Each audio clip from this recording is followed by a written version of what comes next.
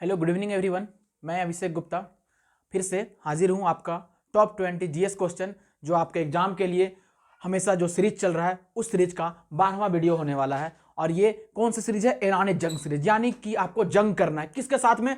आपका पढ़ाई के साथ में, आपको मेहनत के साथ में जंग करना है, अपने आप में जंग करना है कि आप कितना मेहनत कर सकते हैं और कितना फोकस के साथ में कर सकते हैं। तो आपको रुकना नहीं है, थकना नहीं है और चलते रहना है जब तक कि एग्जाम को क्लियर ना कर लीजिए। आपको रुकना नहीं है, तो इसलिए हम भी नहीं रुक रहे हैं और हम संडे को भी वीडियो लेके आ रहे हैं। तो आप हमारे साथ बने रहिए और स्टार्ट करते हैं आज का सेशन। आज का सेशन ये हमारा सक्सेस कोचिंग है। आप यहाँ पे ऑफलाइन बैचेज के लिए ज्वाइन कर सकते हैं। ठीक है, सामान्य ज्ञान का ये बेस क्वेश्चन का पहला क्वेश्चन है कि निम्नलिखित में से किसका संबंध भारतीय शास्त्रीय नृत्य की एक शैली है? भारतीय शास्त्रीय नृत्य। ठीक है, तो आपको बताए थे कि भारत में शास्त्रीय नृत्य कितने हैं? टोटल 8 शास्त्रीय नृत्य है। ठीक है, तो भारतीय शास्त्रीय नृत्य का संबंध हम बताएंगे। जाकिर हुसैन। जाकिर हुसैन कौन है? ये प्रसिद्ध तबला वादक थे। क्या थे? तबला वादक। ठीक है, उसी तरह से अजमत अली खान भी प्रसिद्ध तबला वादक थे। आपका रानी करना कथक डांसर है। कौन सी डांसर है? कथक डांसर है, नृत्यांगना डांसर को बोला जाता है। ठीक है, और कथक कहां के डांस है? कथक आपका उत्तर भारत का या उत्तर प्रदेश का डांस है। उत्तर प्रदेश या उत्तर भारत का। ठीक है, कथक उत्तर भारत का डांस है। और ये सुकन्या रामगोपाल कौन सी है? सुकन्या रामगोपाल है कर्नाटक संगीतकार। कर्नाटक की संगीतकार है, ये डांसर नहीं है, ये संगीतकार है, यानी कि गाने लिखने का काम करती है। ठीक है, तो इस हिसाब से आपका आंसर कौन सा हो जाएगा? इस हिसाब से आपका आंसर हो जाएगा रानी करना। और रानी करना का संबंध कहां से? रानी करना वेस्ट बंगाल की रहने वाली है, जिन्हें कथक के क्षेत्रों में आपका पद्मश्री सम्मान भी मिला था। ठीक है, तो इसका आंसर हो जाएगा ग, रानी करना। नेक्स्ट क्वेश्चन में बढ़ते हैं। नेक्स्ट क्वेश्चन में यह दिया हुआ है कि भारत के संविधान के अंतर्गत उच्चतम न्यायालय का निम्नलिखित में से कौन सा मूल अधिकारों के परिवर्तन के लिए जारी किया जा सकता है? उच्चतम न्यायालयों के अंतर्गत, ठीक है, आपका मूल अधिकार को परिवर्तन के लिए जारी किया सकता है। यानी कि क्वेश्चन ये कह रहा है कि आपका कि ऐसा क्या है जो मूल अधिकार में अगर कुछ हनन होता है तो उसके लिए उच्चतम न्यायालय सुप्रीम कोर्ट के द्वारा उसके लिए जारी किया सकता है। तो उसे क्या कहते हैं? उसे हम कहते हैं रीट। ठीक है, उसे रीट कहते हैं। और ये कौन से आर्टिकल के तहत जारी करता है? ये आर्टिकल 32 के तहत, आपका आर्टिकल 32 के तहत, अनुच्छेद 32 के तहत रीट जारी किया जाता है। और रीट जनरली कितने होते हैं? ये 5 तरह का रीट होता है। ठीक है, तो ये आर्टिकल 32 के तहत जारी किया सकता है। उसी तरह से अधिसूचना। अधिसूचना क्या होता है? किसी तरह से कोई कंपनी के द्वारा सूचना निकालना ही अधिसूचना होता है। अध्यादेश। अध्यादेश ये भी संविधान के अंतर्गत का पार्ट है। ये कौन से आर्टिकल में होता है? आर्टिकल 123। 123 में क्या है? राष्ट्रपति के द्वारा अध्यादेश जारी किया जाता है।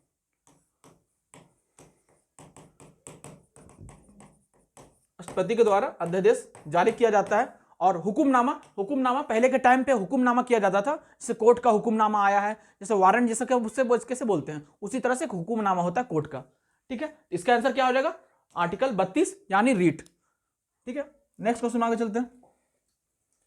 थोड़ा पेन का साइज बढ़ा।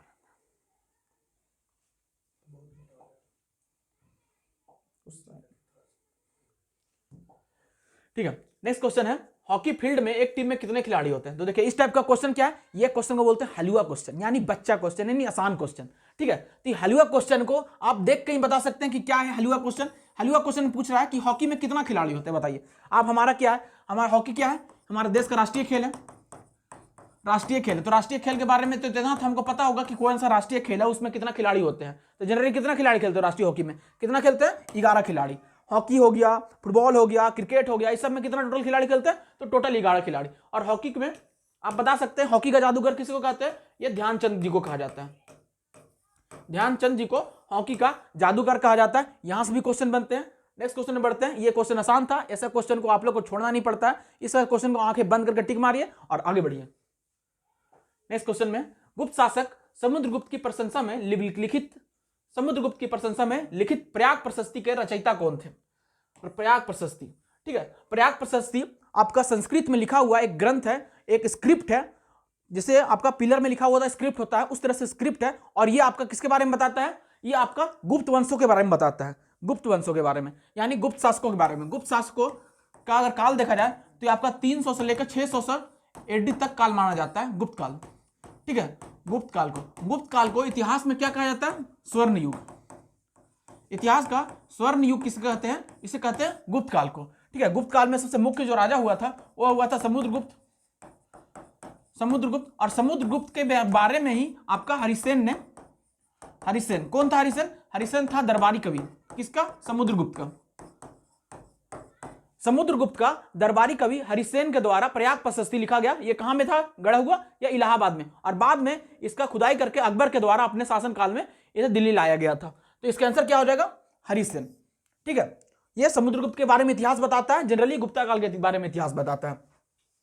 और कालिदास जान रहे हैं, कालिदास फेवरेट, सबके फेवरेट और महान क्या थे? राइटर थे और कवि भी थे। इन्होंने बहुत सारी बुकें लिखी, जैसे अभिज्ञान शकुंतलम और मालविकाग्निमित्रम, इस टाइप से बहुत सारी बुकें लिखी और बहुत ज्यादा फेमस हुए। उसी तरह से विशाख दत्त का सबसे फेमस बुक था मुद्रा राक्षस। मुद्रा राक्षस जो आपका मौर्य साम्राज्य के बारे में बताता है। और उसी का एक और बुक है देवी चंद्रगुप्तम, जो गुप्ता काल के बारे में बताता है। ठीक है, कमेंट करके बताइए कि भास का कौन सा बुक है जो फेमस है। नेक्स्ट क्वेश्चन में चलते हैं। नेक्स्ट क्वेश्चन में, त्रिपुरा की खर्ची पूजा में कितने देवताओं की पूजा की जाती है? ठीक है, यह थोड़ा क्वेश्चन ट्रिकी क्वेश्चन है। ये आपका लोक जो परंपरा होती है उस टाइप से क्वेश्चन बनाया जाता है जनरली। और इस क्वेश्चन में आपका क्या करना पड़ता है? इस क्वेश्चन में अगर आपको पता है तभी क्वेश्चन को टिक मारिए, वरना तुक्का मारने से आपका क्वेश्चन बनता नहीं है। ठीक है, तो त्रिपुरा की खर्ची पूजा, खर्ची पूजा जनरली क्या होता है? ये 14 दिन को त्योहार होता है, 14 दिन का त्योहार होता है। और ये कब मनाया जाता है? ये त्रिपुरा में जनजातियों के द्वारा, त्रिपुरा के जनजातियों के द्वारा जुलाई अगस्त के टाइम पे मनाया जाता है। जुलाई अगस्त के समय पे त्रिपुरा के जनजातियों के द्वारा मनाया जाने वाला फेस्टिवल है, त्योहार है। ठीक है, इसका आंसर क्या हो जाएगा? 14। इसमें ज्यादा कुछ बताने के लिए नहीं है, क्योंकि लोक परंपरा से जुड़ी है। ये क्वेश्चन शायद ही क्वेश्चन आता है, तो ये ट्रिकी क्वेश्चन होता है। जहां पे आपको अगर आंसर आ रहा है तभी आप इस क्वेश्चन को हल करेंगे, नहीं तो इस क्वेश्चन पे तुक्का लगा के अपना माइनस मार्किंग नहीं करेंगे। नेक्स्ट क्वेश्चन में चलते हैं। भारत में श्वेत क्रांति को किस नाम से जाना जाता है? देखिए, ये भी क्वेश्चन क्या है? हलुआ क्वेश्चन। ठीक है, हलुआ क्वेश्चन ही आसान क्वेश्चन है कि आप बचपन से पढ़ते होंगे श्वेत क्रांति क्या हुआ? दूध से संबंधित है। और दूध से श्वेत क्रांति को हम लोग क्या कहते हैं? Operation flood. ठीक है, ऑपरेशन फ्लड कहते हैं। और ऑपरेशन फ्लड आपका कहां पे है? ऑपरेशन मिल्क नहीं, मिल्क नाम से, ऑपरेशन मिल्क नाम से कोई क्रांति नहीं हुआ था। ऑपरेशन डेयरी, ये डेयरियों में, डेयरी के बारे में बता रहा है आपका, श्वेत क्रांति नहीं, ऑपरेशन फ्लड। इसका आंसर आया ऑपरेशन फ्लड। और ये स्टार्ट कब हुआ था? 1970 के पास में, आसपास में ऑपरेशन फ्लड नाम के स्टार्ट हुआ था। 1966-67 में हरित क्रांति से सक्सेसफुल हो गया।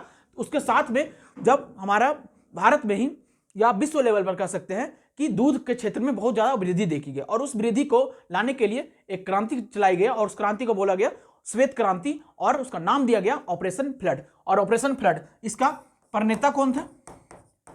प्रणेता इसको बोलते हैं, यानी प्रणेता यानी किसका निर्माण करने वाला ऑपरेशन फ्लड का जो अग्रणी व्यक्ति थे वो थे वर्गीज कुरियन। वर्गीज कुरियन। ठीक है, इस नाम को नहीं भूलेंगे, क्योंकि अगर ऑपरेशन श्वेत क्रांति से बात करें, इसे हरित क्रांति से बात किया जाता है, तो हरित क्रांति उसका आंसर क्या होता है? हरित क्रांति का आंसर होता है एम एस स्वामीनाथन। उसी तरह से जस्ट लाइक दिस, उसी तरह से जो प्रणेता होते हैं ऑपरेशन फ्लड के, वो है वर्गीज कुरियन।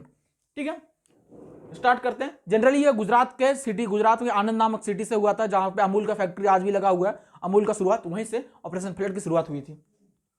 नेक्स्ट क्वेश्चन में चलते हैं। आपराधिक कानून संशोधन अधिनियम 2018 ने महिलाओं के बलात्कार के लिए न्यूनतम दंड को 7 से बढ़ाकर कितना वर्ष कर दिया गया है? ठीक है, पहले अगर महिलाओं के साथ बलात्कार हुआ होता था तो 7 वर्ष तक की सजा होती थी, मिनिमम सजा, लेकिन उसे बाद में बढ़ाकर मिनिमम अगर बोल रहे हैं तो न्यूनतम सजा, कुछ भी हो रहा है, न्यूनतम सजा 10 साल कर दिया गया। ठीक है, और अधिकतम फांसी तक होती है। अगर इसका अधिकतम देखें, अधिकतम फांसी होती है। ठीक है, तो हमारे समाज की विडंबना है कि यहाँ पे भी 10 साल, 20 साल और 15 साल किया जाता है। बलात्कार हुआ, फांसी दो, निपटाओ यार, इतना टेंशन क्यों लेते हैं? ठीक है, इसका आंसर क्या हो जाता है? 10 साल। नेक्स्ट क्वेश्चन में चलेंगे। कौन सी पद्धति में, पूछ रहा है कौन सी पद्धति में जीडीपी इक्वल टू अर्थव्यवस्था में फार्मों के द्वारा प्राप्त सभी अंतिम व्यय का कुल योग होता है? ये देखिए, ये इकोनॉमिक्स का बेसिक क्वेश्चन है। अगर आप इकोनॉमिक्स पढ़ेंगे तो इकोनॉमिक्स का पहला चैप्टर पढ़ाया जाता है राष्ट्रीय आय करके। ठीक है, तो राष्ट्रीय आय करके पहला चैप्टर पढ़ाया जाता है, उसमें बताया जाता है कि जीडीपी, जीएनपी, एनएनपी, एनडीपी, इस टाइप से प्रोडक्ट बताए जाते हैं। क्योंकि भारत में जो राष्ट्रीय आय है, राष्ट्रीय आय गणना करने की जो विधि होती है वो 3 प्रकार की विधि होती है, और उस 3 प्रकार की विधि में पूछ रहा है कि कौन सी विधि में इस ऐसा यूज किया जाता है। तो क्वेश्चन में भी आंसर छुपा हुआ है, लेकिन आप डायरेक्ट बता सकते हैं कि देखिए, अर्थव्यवस्था में फर्मों द्वारा प्राप्त सभी अंतिम व्यय, अगर यहां पे बोल रहे हैं अंतिम व्यय का कुल योग करेंगे तो कौन सा विधि होगा? वो होगा व्यय विधि। अगर अंतिम आय का कुल विधि करेंगे तो आय विधि। अंतिम उत्पादन का कुल विधि करेंगे तो उत्पादन विधि। तो इसका आंसर क्या हो जाएगा? व्यय विधि। ठीक है, और अगर ये किसका बात कर रहा है, ये किस निकालने की बात कर रहा है? जीडीपी में, यानी राष्ट्रीय आय की बात नहीं कर रहा, राष्ट्रीय आय। ठीक है, आप लोग को हम क्लास में पढ़ाए थे कि राष्ट्रीय आय को निकालने के लिए 3 विधि होती है। कौन कौन सी विधि होती है? 3। आपका पहला जो विधि है वो है आय विधि। आय विधि, आय विधि में क्या होता है कि अर्थव्यवस्था में फर्मों के द्वारा या कंपनियों के द्वारा या कोई भी अंतिम उत्पाद के द्वारा इंसानों को जितना आय होता है, जितना फर्मों को या कंपनी को या आपका जो मैन्युफैक्चरर को आय होता है, उस कुल आय को योग करके हम जो निकालते हैं आय, उसी को हम लोग आय विधि कहते हैं। उसी तरह से दूसरा हो गया उत्पादन विधि, यानी उत्पादन में जो प्रॉफिट होता है उस प्रॉफिट को जोड़ के जो निकाला जाता है उसको हम लोग बोलते हैं उत्पादन विधि। और उसी तरह से तीसरा जो अभी आंसर है व्यय विधि, व्यय विधि। ठीक है, तो इसका आंसर क्या हो जाएगा? व्यय विधि। नेक्स्ट क्वेश्चन में चलते हैं। वंदे मातरम भारत गीत निम्नलिखित में किस लेखक ने अपने उपन्यास में उद्धृत किया? ये भी देखिए, ये भी क्वेश्चन आसान क्वेश्चन है। ये भी जिसको बोल सकते हैं हलवा क्वेश्चन, बच्चा क्वेश्चन, जो ही बोल सकते हैं, ये आप बोल सकते हैं आसान से। यानी आप बचपन से पढ़ते आ रहे कि वंदे मातरम वंदे मातरम वंदे मातरम। वंदे मातरम को लिखा किसने? तो आप बचपन से पढ़ते आ रहे बंकिम चंद्र चटर्जी या बंकिम चंद्र चट्टोपाध्याय इसका नाम था। ठीक है, तो यहाँ पे भी वही चीज पूछ रहा है कि इन्हें लिखा कौन था? तो बंकिम चंद्र चट्टोपाध्याय। और बंकिम चंद्र चट्टोपाध्याय ये चीज कहां से लाए थे? इनका एक फेमस उपन्यास है आनंद मठ के नाम से।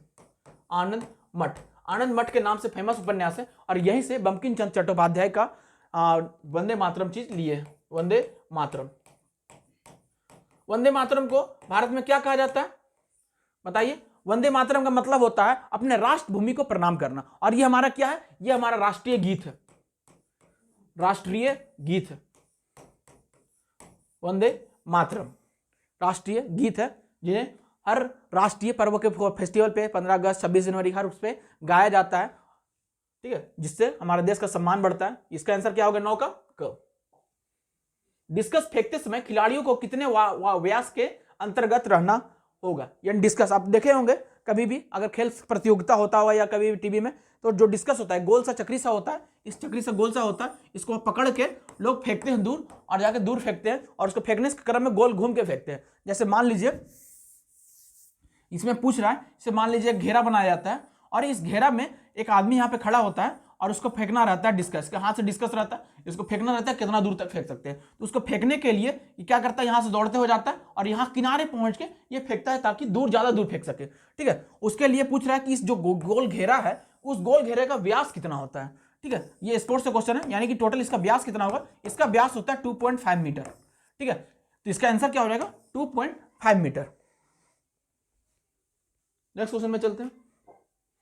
एक स्थलीय तंत्र में हरे पौधों को अपनी पत्तियों पर पड़ने वाले सूर्य की प्रकाश की लगभग कितना परसेंट, यहां पूछा कितना परसेंट ऊर्जा ग्रहण करते हैं और इसे खाद्य ऊर्जा में परिवर्तित करते हैं। यानी पूछ रहा है कि पौधों के द्वारा सूर्य ऊर्जा लिया जाता है और उसका कितना परसेंट लिया जाता है कि ताकि वो खाद्य ऊर्जा में परिवर्तित, यानी आपका पौधे खाना बनाने के लिए कितना ऊर्जा का डिमांड करते हैं। क्वेश्चन का आंसर, क्वेश्चन यही पूछ रहा है। आपको ज्यादा बड़ा क्वेश्चन देख के घबराना नहीं, करे बहुत बड़ा क्वेश्चन है, क्या पूछा होगा समझ में नहीं आता। जितना बड़ा क्वेश्चन उतना आसान क्वेश्चन। ठीक है, कहीं की क्वेश्चन में आंसर छुपा रहता है। पूछ रहा है कि आपका खाना बनाने में, यानी कि पौधों को खाना बनाने की प्रक्रिया को क्या कहते हैं? प्रकाश संश्लेषण। ठीक है, तो पूछ रहा है कि प्रकाश संश्लेषण में कितना ऊर्जा खर्च होता है? क्या ऊर्जा?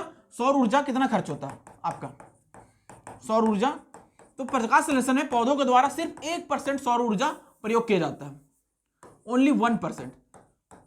ठीक है, ओनली 1% पौधों के द्वारा सौर ऊर्जा प्रयोग किया जाता है, और इस 1% का यूज करके आप प्रकाश संश्लेषण खाना बनाते हैं। खाना बनाना इसलिए कहते हैं, खाना बनाने का निर्माण करते हैं। ठीक है, इसका आंसर क्या हो जाएगा? ओनली 1%। तो ये भी क्वेश्चन थोड़ा आसान था, बस आपको पता होना चाहिए कि 1% इसका आंसर है। नेक्स्ट क्वेश्चन में चलते हैं। किसी कोष में भरे जा सकने वाले इलेक्ट्रॉनों की अधिकतम संख्या। इलेक्ट्रॉन, यानी कि आपका पूछ कर आ रहा है क्वेश्चन, ये आवर्त सारणी के टेबल से पूछ रहा है, और इस आवर्त सारणी के टेबल में जैसे कि आपका होता क्या है कि आपका कोई मान लीजिए, जैसे ये है, आप जैसे कि फास्फोरस लेते हैं। फास्फोरस का एटॉमिक नंबर कितना होता है? 15। और ये 15 को फास्फोरस का, मान लीजिए फास्फोरस का न्यूक्लियस ये है, इसके चारों तरफ इस तरह से होते हैं। ठीक है, जो एस होता है, पी होता है, के होता है, इस तरफ से ब्लॉक बनते चलते हैं। तो ये पूछ रहा है कि इसमें कितना होता है। जो पहला ब्लॉक में भरे जाते हैं 2 भरे जाते हैं, उसके बाद 8, उसके बाद 18, इस टाइप से चलता रहता है सीरीज।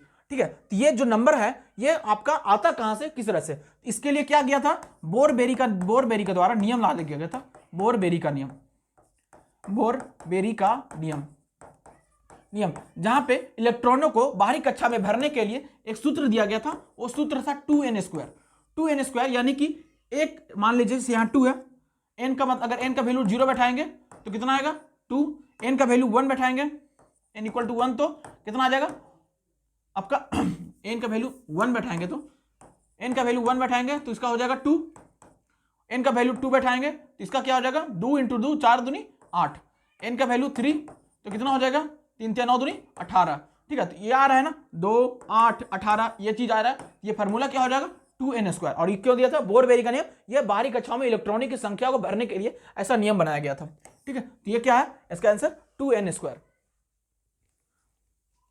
नेक्स्ट क्वेश्चन चलते हैं, भारत के सबसे दक्षिणी सिरे का नाम क्या है, ठीक है। भारत का जो दक्षिणी सिरा है उसका नाम क्या है, ठीक है। आज के टाइम में जो दक्षिणी सिरा है वो भले पानी के समुद्र में डूब के बह गया, लेकिन नाम भी वही आज तक है, ठीक है। तो इसका अगर हम देखें तो यहाँ पे देख सकते हैं मैप में जो भारत का मैप ये है हमारा प्यार भारत, और यहाँ का इसका लेकर लगभग यहाँ तक ये 8 डिग्री 4 मिनट है यहाँ से, और ये 37 डिग्री 6 मिनट है, ठीक है, यहाँ तक ऊपर तक होता है। और दक्षिणतम सिरा कहाँ पे है, दक्षिणतम सिरा यहाँ पे 6 डिग्री 5 मिनट, ठीक है, ये आपका दक्षिणतम डिग्री। और यहाँ पे कौन सा पॉइंट था, यहाँ पे था आपका इंदिरा पॉइंट,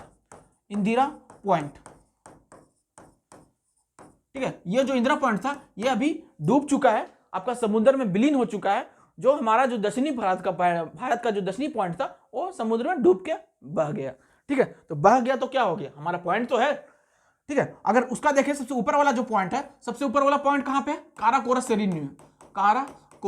श्रेणी में, और उस पॉइंट का क्या नाम है, ऊपर वाले जो पॉइंट का नाम है, ये नाम है इंदिरा कॉल, ठीक है। उसी तरह से इधर का देखें, अगर हम लोग दक्षिणतम पॉइंट देखें तो दक्षिणतम जो क्या बोल रहे, दक्षिणतम बोल रहे हैं पूर्वी, सबसे पूर्वी पॉइंट क्या है, सबसे पूर्वी पॉइंट को कहते हैं किरीथू, ठीक है, किरीथू पॉइंट कहा जाता है। और ये कहां पे है, ये अरुणाचल प्रदेश में है, ठीक है, अरुणाचल प्रदेश में। सबसे निचले जो पॉइंट है यहाँ पे, इसको क्या कहते हैं, पॉइंट कैलीमर,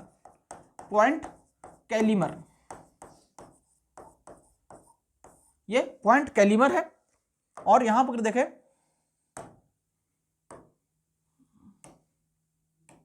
इधर का जो पॉइंट है, इधर का पॉइंट को क्या कहा जाता है, ऑप्शन में देखें क्या क्या दिया हुआ है, ऑप्शन में देखिए काराकोरम, इंदिरा पॉइंट, कैलीमर पॉइंट और इंदिरा कॉल, ठीक है। कि ये आपका इधर का गुजरात वाला जो पॉइंट है, कहां चला गया,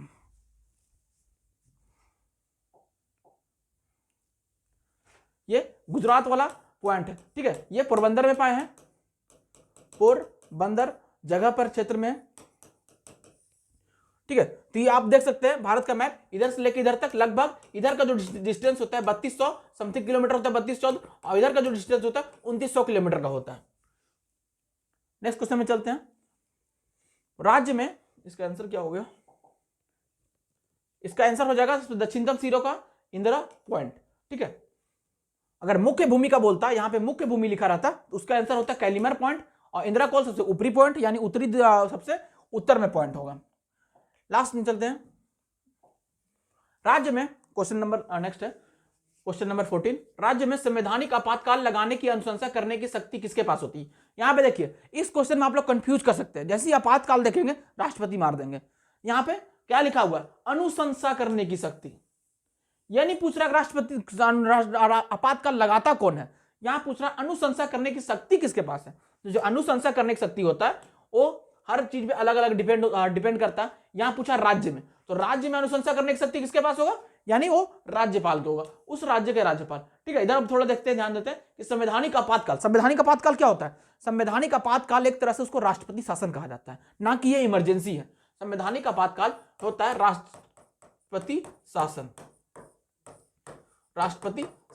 और राष्ट्रपति शासन भारत में 2 आर्टिकल के तहत से लगाया जाता है। एक है 356 जो मुख्य शासन लगाया जाता है, और एक आर्टिकल है 365, तो 2 आर्टिकल के तहत से लगाया जाता है, ठीक है। उसी तरह से आपका देख सकते हैं भारत के उपराष्ट्रपति, इनके पास क्षमता नहीं होती है किसी भी, राष्ट्रपति के पास में जो अनुशंसा करती है, अनुशंसा करने की शक्ति होती है राज्यपाल के पास, और जो ये लागू करता है वो कौन करता है, ये लागू करता है राष्ट्रपति साहब, ठीक है। नेक्स्ट क्वेश्चन में चलते हैं। यह अल्प रोजगार किसी ऐसे व्यक्ति के विपरीत छिपा हुआ है जिसके पास नौकरी नहीं है और स्पष्ट रूप से बेरोजगार है के रूप में दिखाई देता है, यह भी कहा जा सकता है। उसे हम लोग कहते हैं जनरली प्रच्छन्न बेरोजगारी।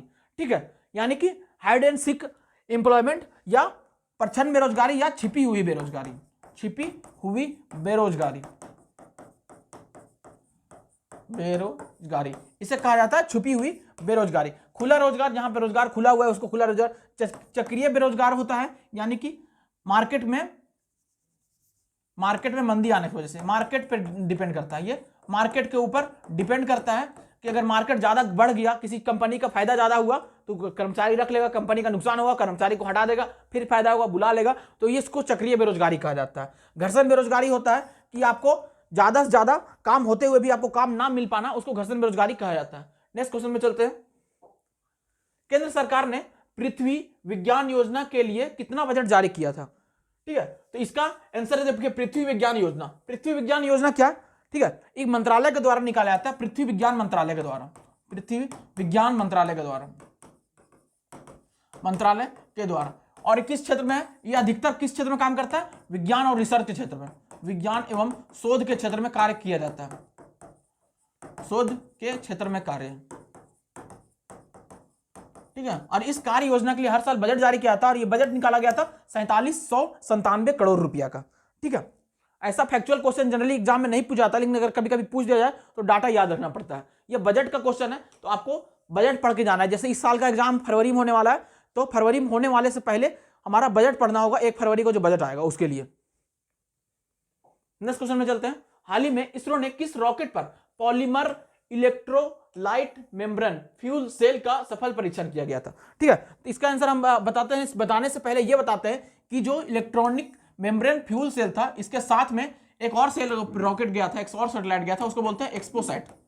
तो लास्ट कुछ वीडियो में पहले हम बताए होंगे एक्सपोसैट के बारे में। और एक्सपोसैट क्या था? एक्सपोसैट था आपका ब्लैक होल और एक्सरे एंड ब्लैक होल गणना के लिए, ब्लैक होल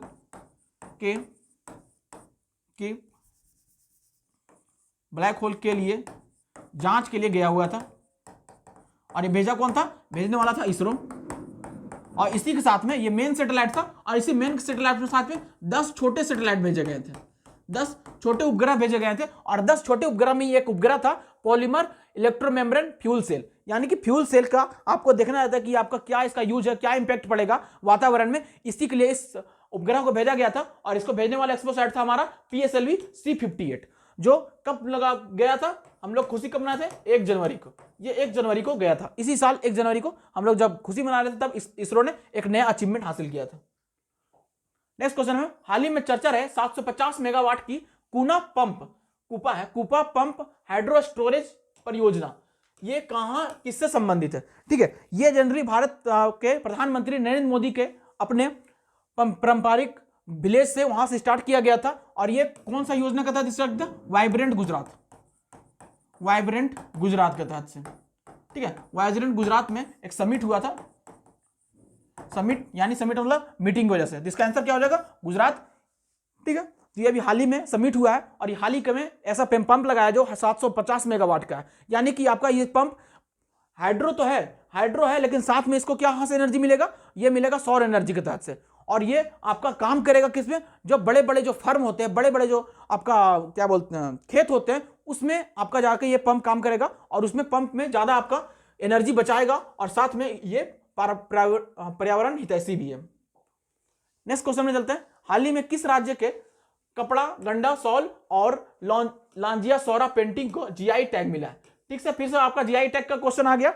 GI टैग का क्वेश्चन आपका ये इसका आंसर क्या होगा? ये हाल ही में उड़ीसा के जो सौरा पेंटिंग है उसे GI टैग मिला। GI टैग किसके लिए दिया जाता है? ठीक है, GI टैग जो होता है ये कोई विशिष्ट चीजों के लिए दिया जाता है। यानी कि कोई क्षेत्र में फेमस है विशिष्ट चीजों के लिए तो उसे GI टैग दिया जाता है, उसका पहचान बनाया जाता है और वो पहचान ही उसका प्रमोशन करने में, उसका व्यापार बढ़ाने में और उस क्षेत्र को फेमस करने में मददगार साबित होता है। और GI टैग हमारा 10 साल के लिए दिया जाता है, कोई प्रोडक्ट पर GI टैग 10 सालों के दिया जाता है और इसका जो हेडक्वार्टर है वो चेन्नई में स्थित है। नेक्स्ट क्वेश्चन में चलते हैं। हाल ही में IPS रश्मि शुक्ला किस राज्य की महिला पहली महिला पुलिस महानिदेशक नियुक्त हुई। तो किस राज्य के लिए हुई? यह हुई महाराष्ट्र राज्य के लिए। ठीक है, तो आज का सेशन कैसा लगा ये हमें कमेंट करके जरूर बताइए। ठीक है, धन्यवाद।